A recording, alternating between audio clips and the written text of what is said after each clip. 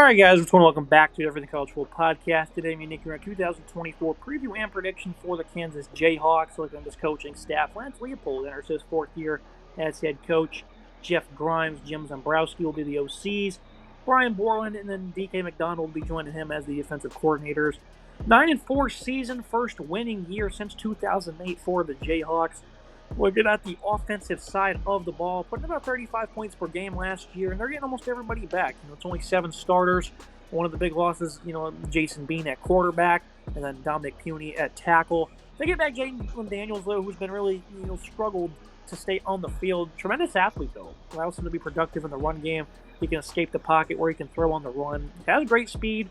Has some nice, impressive change of direction as well. Has shown a nice release, and has velocity and accuracy to fire in the tight windows.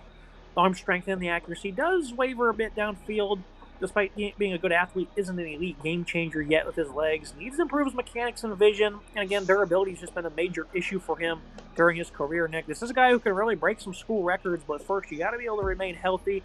And they had the privilege of Jason Bean being a backup. He was a similar style quarterback, had great speed, really fit the scheme well. He's gone now. They don't have him anymore to, fill in when Daniels goes down. So if that happens this season, they're going to be in big trouble. But if he stays on the field, what's the expectation?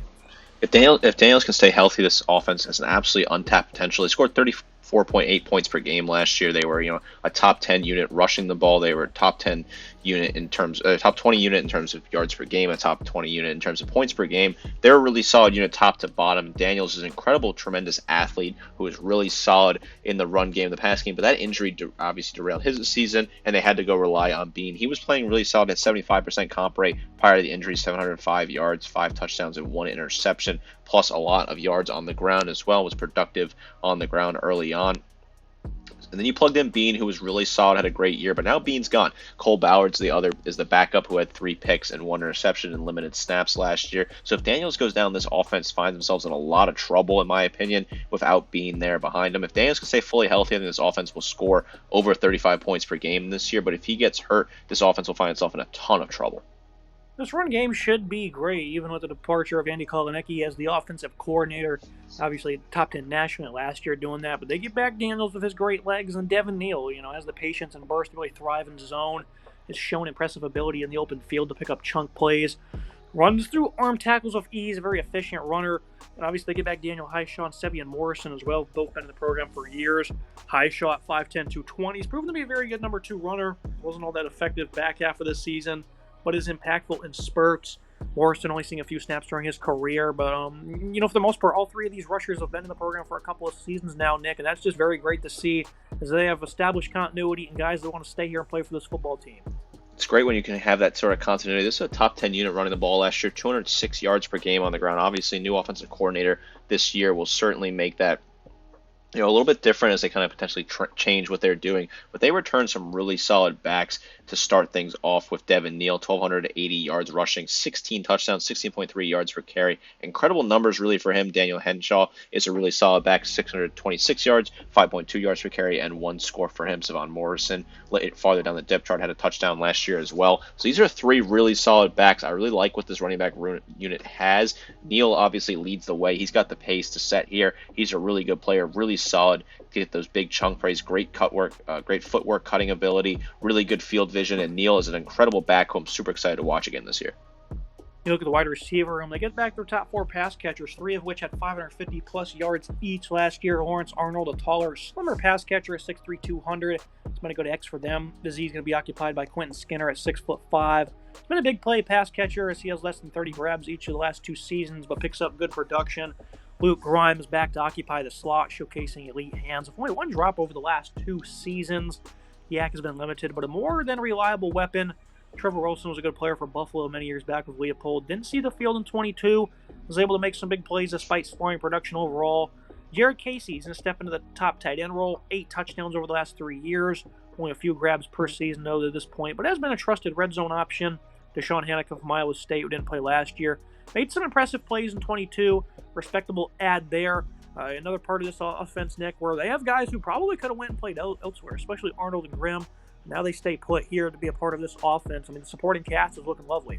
Fantastic supporting cast, returning incredibly talented receivers at the top of the lineup here. Arnold, I like him a lot. A very excited, underrated player in my opinion. A guy who has a lot of ability to continue to grow as a pass catcher and is a great leader for this offense at that wide receiver X position. I like him a lot. 782 yards receiving, 17.8 yards for grab, and 6 scores for him. Skinner, 587 yards receiving, 20.2 yards for grab, and 2 scores for him. Really solid. Luke Grime is a really good player as well. 555 yards receiving, 16.8 yards for grab, and 6 scores.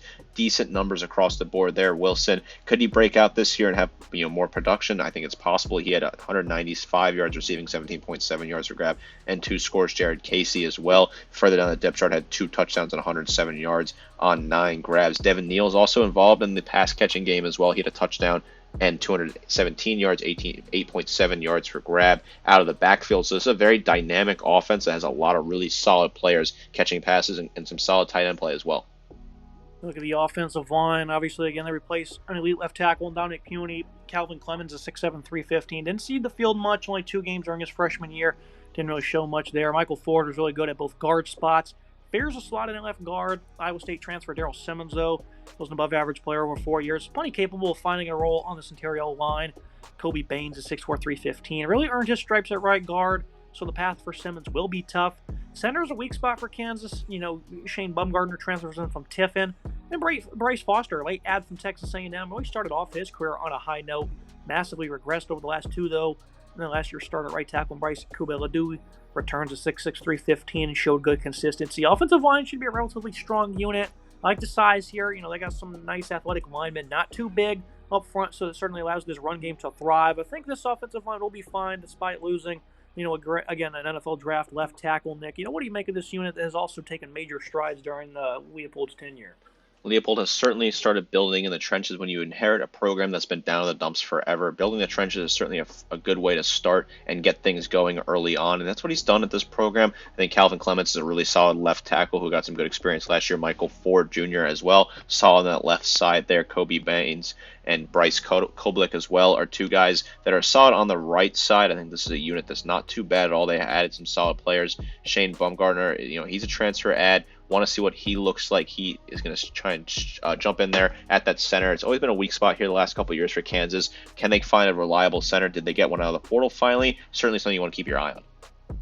Now the offensive verdict.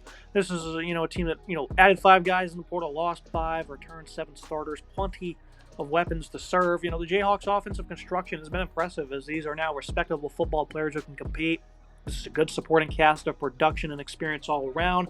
If Daniels can stay healthy, this team will shine on offense as the O-line is going to be one of the better ones in the conference. Look at the defensive side of the ball. This is a unit that certainly let them down at times. They returned 6 starters. The defensive line, Jeremy Robinson returns off the edge. Was a poor tackler, but a respectable presence. Only sits around 6'3", 260, but will be a force. Dylan Brooks only played a couple of snaps. Will slot in his starting lineup. Dylan Waduki spent the past 5 years at Youngstown State. Really emerged the last 2 seasons for the Penguins. Dean Miller only saw a few appearances. The pass rush is quite concerning following the loss of Austin Booker on the interior D-line. DJ Withers has nice size, 6'4", 310, but was kind of poor in the hole, struggled out as a tackler. Tommy Dunn, only, around the same size, 6'3", 310. He was just as good as Withers.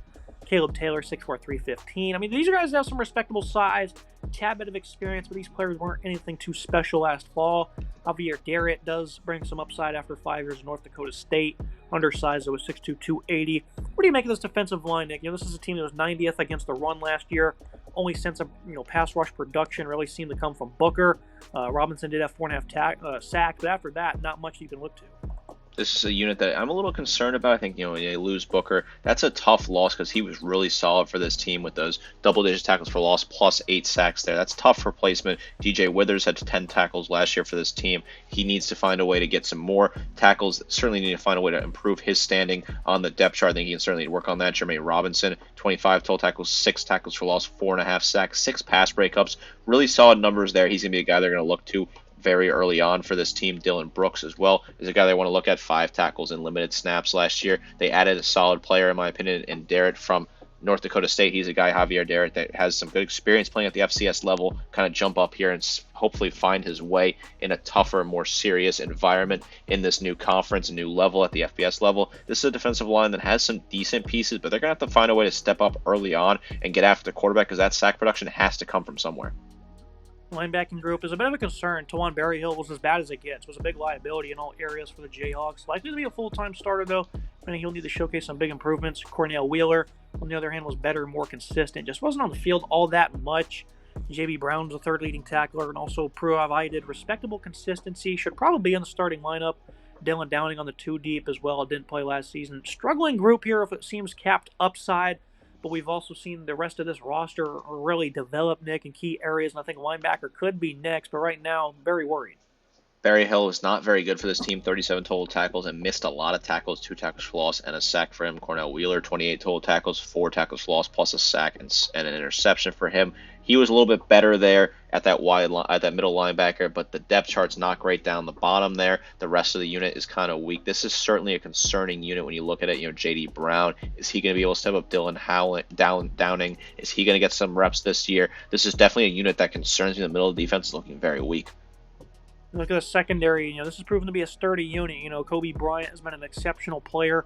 Great against the run. Been a big asset in coverage. Did have some issues at times, but he's the best player on this defense. Dotson on the other side was far more consistent in coverage. He's also a strong football player all around. Great cornerback duo here, one of the best in the country. Backups feature, not great experience. Demarius McGee started career at LSU. Brian Dilworth is a redshirt sophomore. The loss of Kenny Logan isn't great at safety, but Marvin Grant is well prepared to take over as a leader of a strong 2023 season. O.J. Burroughs, on the other hand, struggled a good bit. Did get the crucial experience, though. Utah State addition Devin Dye. He was a good player for them, joining his brother Jalen Dye, who enters his 3rd year in the program. So, this is a great starting point, right? An elite cornerback duo. The loss of Logan at safety, though, is a guy who's a sure-handed tackler. Where do they go from now? This is a secondary unit that has some solid pieces, but they do have a lot to replace, which definitely is something you want to keep your eye on. I am a little concerned about that. I think Bryant's a really solid player for them, who they returned 32 total tackles, 4 interceptions, 5 pass breakups. Good leadership traits there. A really solid player. Had some nice fumble recoveries as well. Play him at the left side. I think he's going to be really solid. Mello Dotson is a decent player as well on that right side. Can he be, step up? What's he going to look like? He had 11 pass breakups last year. Really good numbers. 4 interceptions for him, 48 total tackles. So he's a really productive player. 2 really good cornerbacks leading the way for this team. O.J. Burroughs, 51 total tackles, 4 pass breakups for him. J.B. Brown, 57 total tackles, 6 tackles for loss, 2 sacks.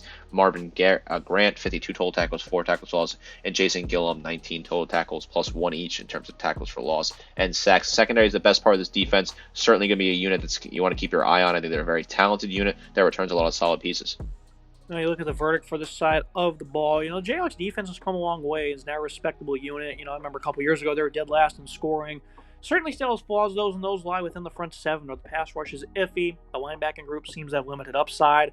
Like you alluded to, the secondary is a strength of the great cornerback duo. Good ball players in the safety room, that is, likely be around the same as were last year's production, and run defense might not actually be better. Look at the prediction for Kansas. They've established themselves into an impressive football team, as this offense is a great group of weapons with a high upside quarterback, but the O-line could hold them back versus higher-end competition. And again, I think this front 7 could be exposed on a weekly basis despite an extraordinary secondary. I think Leopold's a great coach. I'm glad he stuck around, Nick. He obviously could have bolted for bigger and better things. He's highly desirable. 8-4 for me. I think there's a lot of close games that could be played in this conference, really, for any team. And that goes for Kansas as well. Certainly have them losing a couple of those, including one at home to TCU. I think on the road at Kansas State, West Virginia, and Baylor will be trip-ups as well. This is another team, though, where they can certainly, if they, improve in key areas, can compete to win the conference, Nick. I think that's the whole story of the Big 12. Don't see it on the agenda for Kansas this year. And this is us assuming Daniels will stay fully healthy. If not, I think they'll be able to adapt, but against, again, the higher-end competition, maybe against Colorado, Iowa State.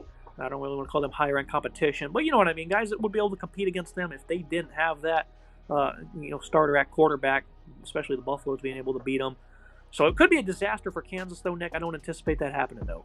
This is a team that I think is very solid. I like what the coaching has. I think Lance Leopold has turned this program around. They were in the dumps forever before he got there. They were a program that was really forgotten about. Les Miles was absolutely horrendous in 2 years for them. Really didn't do anything at all David Beatty before that, Charlie Weiss, Turner Gill. I mean, these are all just horrendous coaches that did not last very long. Mark Mangio was a bit better for them, and they played in that Orange Bowl in 2007, but that was a really nice blip and outlier. Leopold had a great career at Wisconsin Whitewater in Division III ball, won a lot of national championships there, was really solid at Buffalo, rebuilt another program that was kind of down in the dumps, got a 10-win season at Buffalo, plus a 6-win season, undefeated in conference play during the COVID year where they were ranked before he took this Kansas job. 2-10 in season 1, and then 6-7 plus a bowl game appearance, and then last year 9-4 plus a bowl game win in the Guaranteed Rate Bowl. So things are turning around. This team is progressing.